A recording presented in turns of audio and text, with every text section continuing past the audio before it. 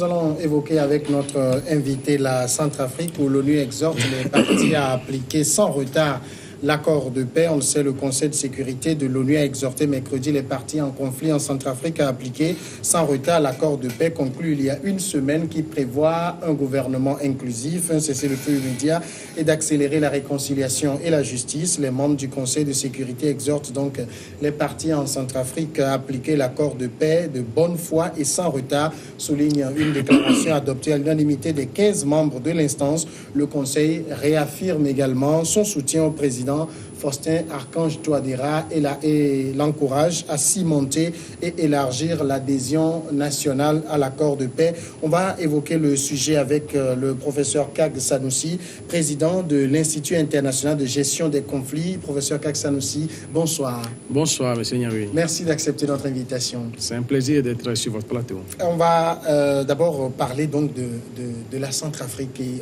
on sait que le pays a connu des périodes, disons-le, extrêmement difficile. Aujourd'hui, est-ce qu'on est en droit d'applaudir cet accord de paix? Oui, tout à fait, parce que c'est un accord d'un genre nouveau, un accord qui a été accouché après quasiment 2 ans de travail, de longue haleine, et d'échanges, de mini-accords, de mini-rencontres. Et aujourd'hui, nous pensons que c'est un accord qui est suffisamment équilibré, où les deux parties se retrouvent et c'est vraiment l'art de la négociation où chacun gagne quelque chose et chacun perd quelque chose.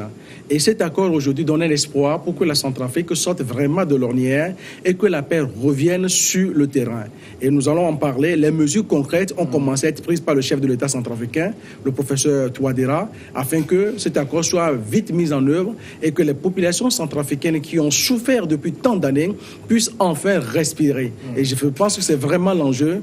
Et c'est pourquoi, dans nos analyses, nous pensons que les sacrifices consentis par les uns et les autres sont importants, mais ne sont pas des sacrifices qui vont faire en sorte qu'il faut capoter l'accord. Au contraire, il faut soutenir cet accord que certains peuvent trouver impartial ou imprécis dans tel autre endroit. Il n'empêche que c'est la première fois que cet accord est suffisamment équilibré avec des mécanismes de mise en œuvre qui se concrétisent depuis quelques semaines à Bangui. Alors, vous avez tantôt parlé de 2 parties, mais dans cet accord, on a une partie qui a du sang sur les mains. Oui. Et ça va être très difficile quand on signe un accord avec une partie dont les mains sont tachées de sang. Vous avez raison, parce que l'équilibre de cet accord vient du fait que on n'a pas oublié les victimes. Oui. On n'a pas oublié les victimes en Centrafrique, parce que les victimes, nous en comptons pas centaines et des milliers. Des victimes qui n'existent plus sur la terre, des victimes qui existent avec des traumatismes, des descendants ou des parents de victimes. Et je pense que l'accord a un œil attentif par rapport aux victimes. Une fois que ça c'est fait, vous savez, dans les pays en guerre, dans les pays en conflit, on fait la paix avec l'ennemi d'hier. Oui. Et que malgré le fait que ce soit difficile, on n'a pas le choix. Si on veut aller à la paix, il faut forcément conjuguer. Et c'est pourquoi, oui, il y a certains qui ont des crimes de sang. La justice passera, même s'il y a des mesures temporaires, parce qu'il faut regarder devant. Ce qui est fait, est fait. Cela ne veut pas dire qu'on sera dans l'impunité, mais il faut faire en sorte qu'avec les mêmes acteurs d'hier, qu'on puisse construire la paix tout en privilégiant la justice et surtout en pacifiant les cœurs et en étant attentif par rapport aux victimes. Justement, est-ce que cet accord de paix ne fait pas la part belle à l'impunité? Ça dépend de comment on l'analyse.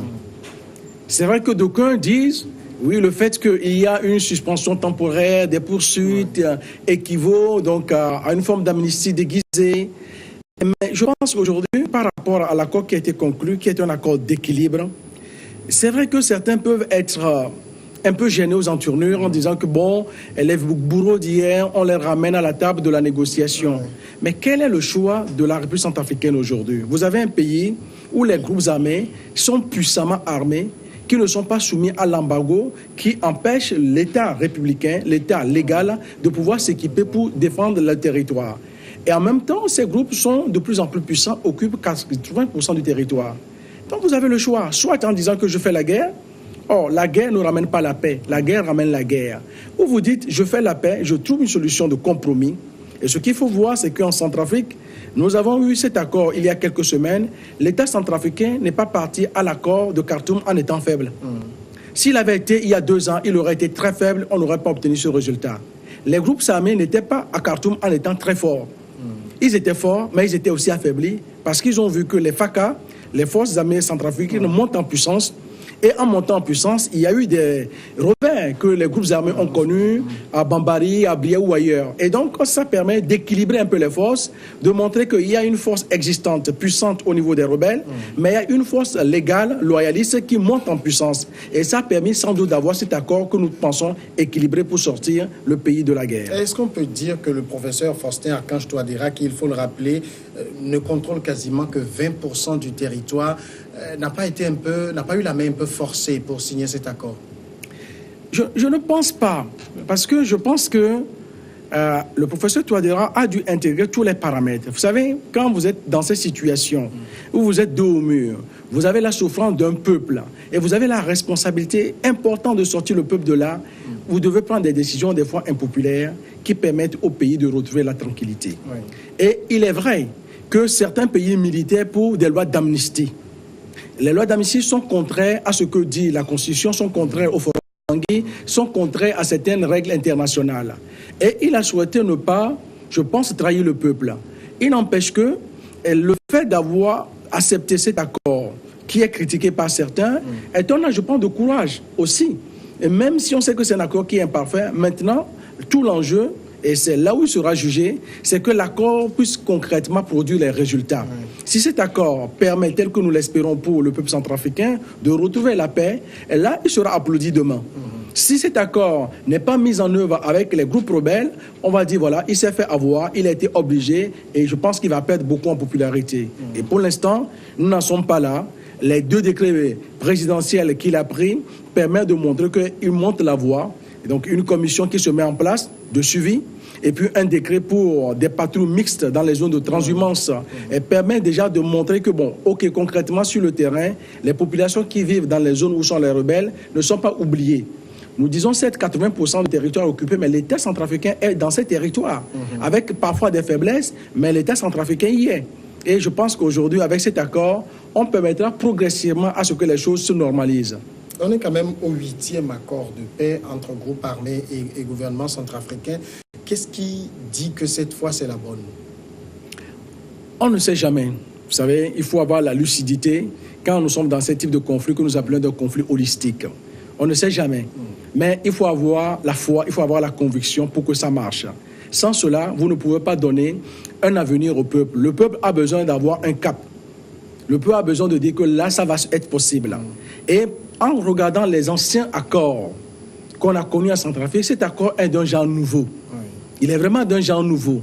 Nous avons des accords aujourd'hui, nous avons un gouvernement inclusif qui va se mettre en place, dont les discussions sont en cours aujourd'hui, ces partis mixtes qui permettra déjà de faire en sorte que dans les zones où sont les groupes armés, ces groupes armés ne puissent plus servir en totale impunité.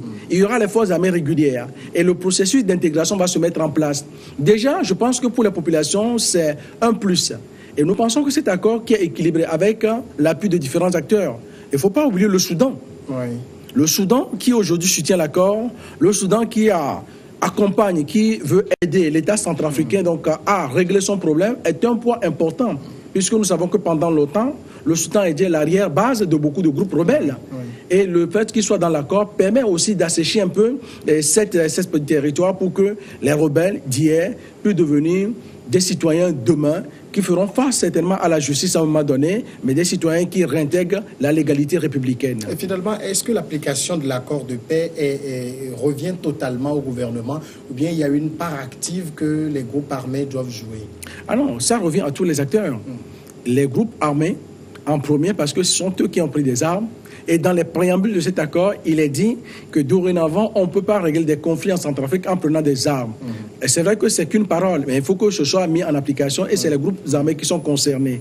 Donc, ils ont leur part à faire. L'État centrafricain a sa part et ce n'est pas tout.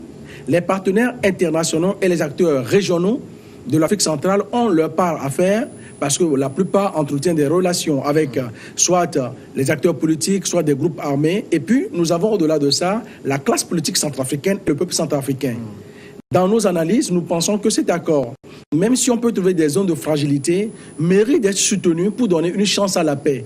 Et nous pensons que dans toutes les situations, dans des conflits, l'approche négociationnelle est la meilleure approche pour trouver des solutions, mais elle est imparfaite parce qu'elle crée toujours des déceptions dans chaque camp. Mais pour les groupes armés, par exemple, des gens qui sont devenus des seigneurs de guerre, qui ont réussi à s'enrichir avec la guerre, et tout le monde sait que quand il y a la guerre, il y a des mutilés, il y a des tués et tout, mais il y en a également qui font de très belles affaires. Ça va être difficile d'intégrer aujourd'hui qu'il faut déposer les armes. Oui, vous avez raison, mais c'est la quadrature du cercle que ces groupes, ces leaders de guerre doivent régler. Ils ont le choix. Et c'est pourquoi je disais que le gouvernement centrafricain est parti à cet accord en n'étant pas faible, en n'étant pas non plus très fort. Mais les groupes armés, l'épée de Damoclès qu'ils ont sur la tête, c'est que si ils ne rentrent pas dans le rang, tôt ou tard, la justice internationale va passer. Il vaut mieux peut-être avoir 30% d'une activité pour laquelle on avait 100% hier et vivre en sérénité que de continuer à vivre sur ces 100% de manière illégale et être susceptible d'avoir le risque tout un moment d'être pris et d'être envoyé à la CPI. Je pense qu'il y a l'équilibre de la terreur qui dit son nom dans nos jargons en termes de gestion de conflit qui permet à ce qu'on puisse avoir un espoir que les uns et les autres seront obligés de respecter l'accord. S'ils ne respectent pas l'accord, la justice s'appliquera. Et il faut voir aujourd'hui que les forces onusiennes qui ont monté d'un cran en Centrafrique ont montré qu'ils peuvent riposter, ils peuvent agir pour faire en sorte que les groupes armés qui ne sont pas dans la légalité constitutionnelle ne puissent pas faire la loi partout sur le territoire. Et nous espérons justement que ces leaders de groupes armés auraient compris et seraient vraiment rentrés dans la République pour permettre au peuple centrafricain de vivre en paix. Au-delà des Centrafricains qui s'affrontent, on sait que la crise centrafricaine ou le conflit centrafricain, c'est aussi des puissances interposées qui s'affrontent là-bas. Quelle est leur réaction? Je veux parler de la France, de la Russie, qui est très présente aujourd'hui en Centrafrique, et on sait que France et Russie ne s'apprécient pas beaucoup. Oui, parce que quand il y a de grandes puissances, il faut vraiment très attention, parce que ce qu'on voit n'est pas forcément ce qui est, le vraisemblable n'est pas forcément vrai. Parce que le jour, on peut s'opposer, et la nuit, on peut être ensemble. Il ne faut pas oublier que les États-Unis, la Russie, la France sont tous au Conseil de sécurité. Et ici, tout ce qui se passe aujourd'hui en République centrafricaine est validé par le Conseil de sécurité. Donc, qu'ils soient d'accord ou pas, ils l'ont validé ensemble, cela veut dire qu'ils sont d'accord quelque part. Il n'empêche que nous sommes dans un positionnement géopolitique stratégique où la Russie est revenue en force en Centrafrique, mais d'un accord avec la France en quelque sorte. Mais quand il y a deux puissances qui sont sur un terrain, chacun cherche à augmenter en termes d'hégémonie. Et forcément, ça crée des frictions quelque part. L'enjeu, c'est de faire en sorte que la République centrafricaine n'en pâtisse pas de ce conflit latent ou afro-mocheté entre les deux grandes puissances qui cherchent donc à s'installer. La France qui est dans son ancienne colonie avec une assise de longues années.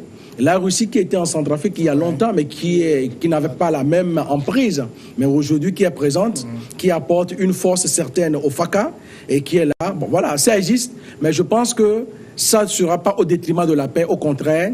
Et c'est tout là que les autorités centrafricaines déploient ou doivent déployer pour faire en sorte que les différents acteurs conjuguent au mieux pour que la paix revienne en Centrafrique. Mais l'affrontement peut-être cette guerre froide entre France et Russie, c'est déjà vu au plus haut sommet de l'État centrafricain avec l'opposition Archange Touadéra et le président de l'Assemblée.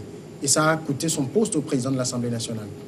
Oui, là aussi, les choses ne sont pas aussi claires. Il ne s'agit pas des systèmes aussi clairs.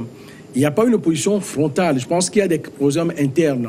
Et c'est vrai qu'on a beaucoup parlé des mésententes entre le professeur Touadéra et l'ancien président de l'Assemblée nationale, Abdou Karim Mekassoua, et qui serait pour la France, l'autre pour la Russie. Je pense que les choses ne sont pas aussi linéaires.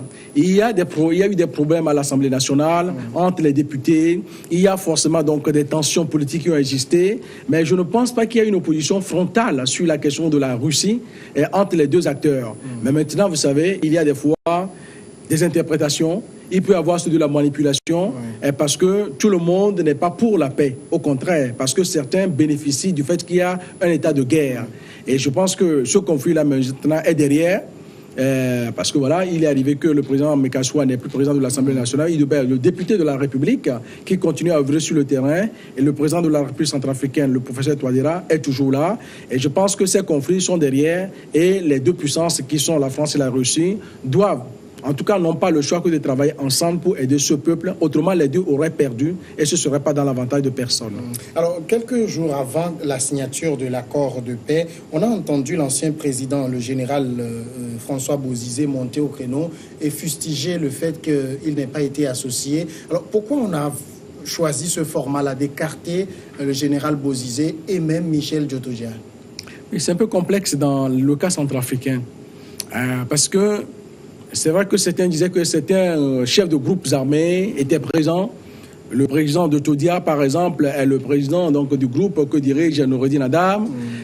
François Bozizé, des acquaintances avec certains groupes anti-Balaka. Je pense que dans les négociations, leur présence n'a pas été vue comme étant une présence qui sera utile. Une présence qui pourra permettre un débat serein. Il n'empêche qu'il y a eu des consultations, ils ont été rencontrés par les forces onusiennes, les forces africaines, donc l'Union africaine, pour avoir leur avis et leur lecture. Mais in fine, ils n'ont pas été associés. Je ne sais pas si c'est forcément une bonne ou une mauvaise chose, mais ce que je sais, c'est qu'ils n'ont pas été absents durant ces jours à Khartoum, puisqu'on a pensé à la suite des chefs d'État, les anciens chefs d'État.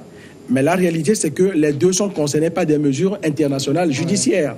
Et donc, dans tous les cas, la justice risque de passer. Et aujourd'hui, dans nos analyses, c'est des acteurs qui comptent, avec lesquels il faut compter. Mais dans le schéma actuel, leur absence n'a pas empêché d'accoucher d'un accord qui peut conduire à la paix en Centrafrique. Et je pense que c'est à cela qu'il faut qu'on s'en tienne. Mais est-ce que ça ne fragilise pas l'accord? Parce que, au-delà, vous m'excusez de le dire comme ça, du papier qu'on a signé, c'est l'applicabilité sur le terrain.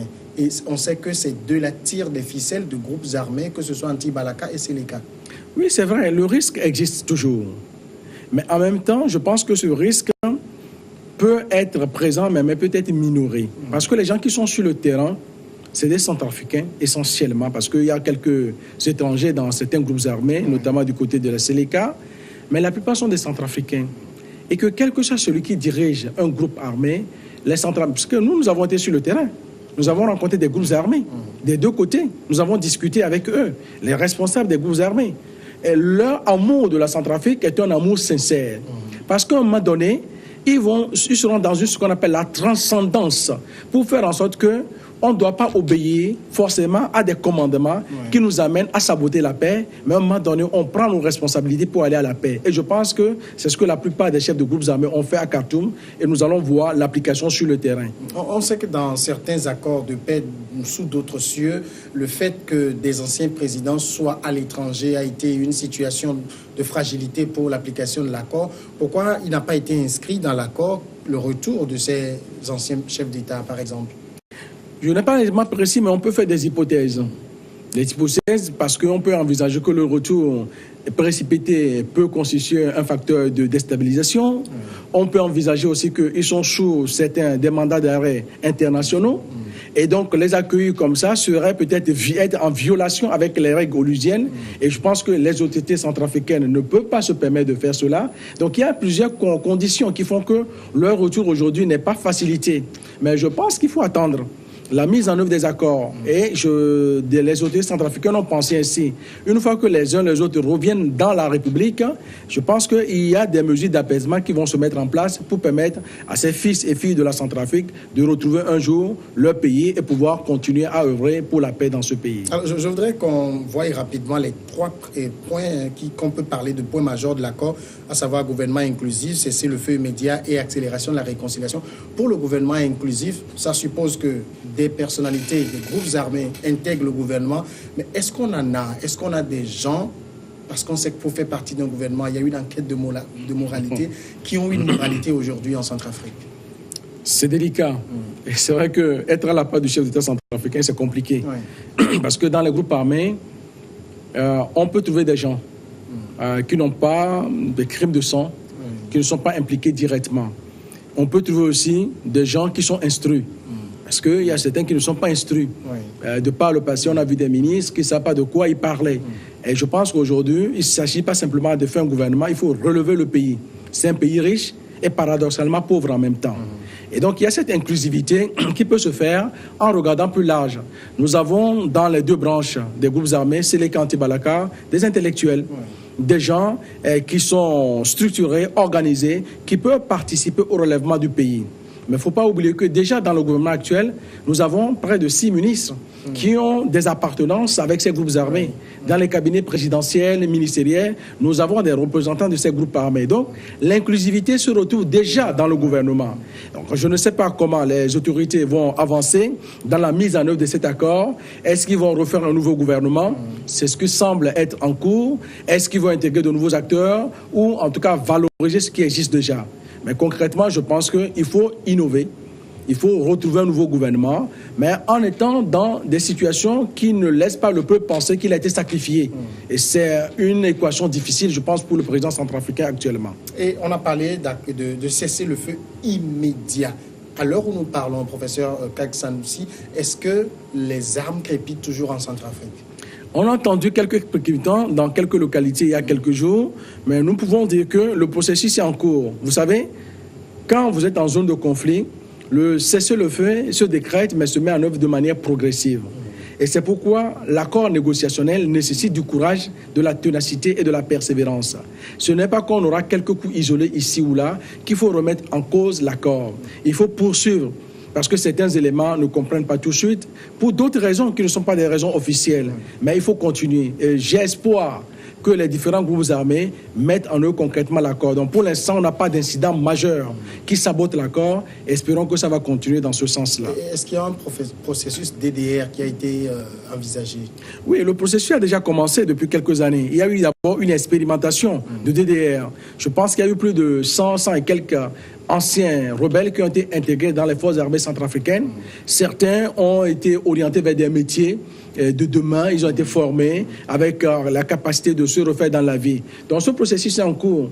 La phase de généralisation va se faire prochainement avec le comité de suivi qui est mis en place. Donc le pays a déjà expérimenté une pratique qu'il faut aujourd'hui généraliser et faire en sorte que ceux qui peuvent être intégrés dans l'armée soient intégrés, ceux qui ne peuvent pas soient orientés vers d'autres activités pour qu'ils laissent les armes et s'occuper d'autres choses. In fine, tout cela doit aboutir à la réconciliation et c'est le vœu cher à tous les Centrafricains. Quelle est l'appréciation des Centrafricains eux-mêmes de cet accord? Est-ce qu'il y a déjà eu une enquête là-dessus? Non, il n'y a pas eu d'enquête officielle, mais c'est vrai qu'après Khartoum, l'accord n'était pas encore sorti et il y a eu beaucoup de réactions. Et la peur de beaucoup, en fonction des appartenances, que le président ait bradé le pays, ait tout accepté aux rebelles, et puisque le forum de Bangui était formel, pas d'amnistie, il faut que l'impunité cesse. Mais avec l'accord qui est sorti, on doit constater quand même qu'il y a un satisfecit quand même pour saluer l'équilibre de l'accord. Et donc, je pense qu'il y a quand même une adhésion du peuple centrafricain, même si on peut trouver des critiques ici ou là. Mais tous ceux qui aiment ce pays, et ils sont beaucoup à aimer ce pays, tous ceux qui veulent la paix, sont obligés d'accompagner cet accord pour que l'accord soit vraiment concrétisé sur le terrain. Et donc, je pense que plutôt le professeur Touadéra est dans une bonne dynamique aujourd'hui avec cet accord, et la mise en œuvre, si elle se fait convenablement, lui donnera vraiment raison. Et on peut dire que c'est la réconciliation qui a commencé ainsi? La réconciliation a déjà commencé. Vous savez, il y a eu plusieurs activités qui se font. Nous avons dans Bangui, par exemple, des comités locaux de paix. Nous avons des réunions dans différentes préfectures. L'accord, la réconciliation est en route. Mais il faut aller plus loin. Nous avons la justice transitive qui va se mettre en place et des rencontres. Parce que pour faire la réconciliation, il faut reconnaître les crimes commis. Il faut reconnaître les fautes commises. Quand vous ne les reconnaissez pas, c'est difficile de penser les cœurs. Et c'est pourquoi je pense que les victimes n'ont pas été oubliées. Et cette phase dans laquelle nous allons rentrer va être une phase obligatoire nécessaire pour que les groupes armés puissent, certains ont commencé à le faire à Khartoum en demandant pardon pour les souffrances occasionnées au peuple centrafricain. S'ils arrivent à se transcender et aller vers cette manière de faire, de demander pardon, de reconnaître les exactions qui ont été commises, le processus de réconciliation va vraiment s'enclencher. Et nous avons espoir que cela se fasse. De toute façon, il n'y a pas le choix. Quand il y a eu la guerre, il faut aller vers la paix et la paix passe par la réconciliation. Au-delà du conflit armé qu'a été la crise centrafricaine, il y a aussi l'aspect religieux qui s'est invité parce qu'on a vu carrément chrétiens et musulmans s'affronter dans certains quartiers ou dans certaines villes du pays. Aujourd'hui, de ce côté-là, est-ce qu'on peut parler d'une réconciliation interreligieuse? Oui, d'abord, le conflit confessionnel a été une instrumentalisation. Je ne dois pas dire une invention, parce que certains ont fait des analyses erronées en disant que c'est une invention. Non, ce n'est pas une invention, c'était une instrumentalisation. Dans un pays où il y a une majorité ethnique et une minorité, les systèmes de discrimination sont systémiques. Ça existe. On n'est pas d'accord sur la discrimination, mais ça existe toujours. Et donc, quand la crise est arrivée, certains ont joué sur le facteur religieux. Donc, il y avait des choses qui n'allaient pas, c'est vrai. Et donc, on a joué sur ça et on a confessionnalisé le conflit. Aujourd'hui, les travaux ont été faits. Beaucoup, nous, dans nos métiers, nous avons formé des groupes de Seleka, d'Antibalaka. Nous avons été dans les quartiers où il y a eu des musulmans, des chrétiens qui parlent. Beaucoup ont compris aujourd'hui qu'ils sont laissés avoir. Oui. Donc je pense que l'apaisement des cœurs se met en place et les religieux se sont impliqués. Qu'il s'agit des imams, des évêques, de l'archevêque, du cardinal, des pasteurs. Tous aujourd'hui travaillent ensemble pour que le côté religieux ne soit pas un côté qui oppose, mais un côté qui permet donc de se réunir. Donc il y a espoir pour la Centrafrique de sortir vraiment de cette opposition qui a été fabriquée et qui a mis en avant les crises qu'on peut connaître dans tout pays parce qu'entre majorité et opposition, ça a toujours existé. Professeur Kak Sanoussi, dernière question. Qui garantit le respect de cet accord? C'est l'ONU, c'est l'Union africaine? C'est les deux. C'est les deux. L'ONU est garante, comme l'Union africaine. C'est les deux qui ont piloté main dans la main cet accord. Mais il y a aussi la CEAC. Les États de la sous-région, tous sont garants.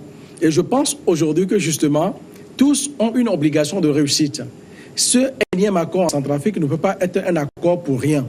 Si on échoue dans cet accord, cela veut dire que si la République centrafricaine est déstabilisée, le Tchad le sera, le Cameroun le sera, et le Congo-Brazza, ainsi de suite. Et donc nous avons intérêt, et les acteurs ont intérêt à faire en sorte que cet accord réussisse. Et c'est l'espoir et le vœu que nous formulons pour le peuple centrafricain. Professeur Kak Sanoussi, merci d'être passé répondre à nos questions. Merci pour votre invitation. Vous êtes le président de l'Institut international de gestion des conflits. On va marquer maintenant la pause et on se retrouve après le journal pour Regard croisé.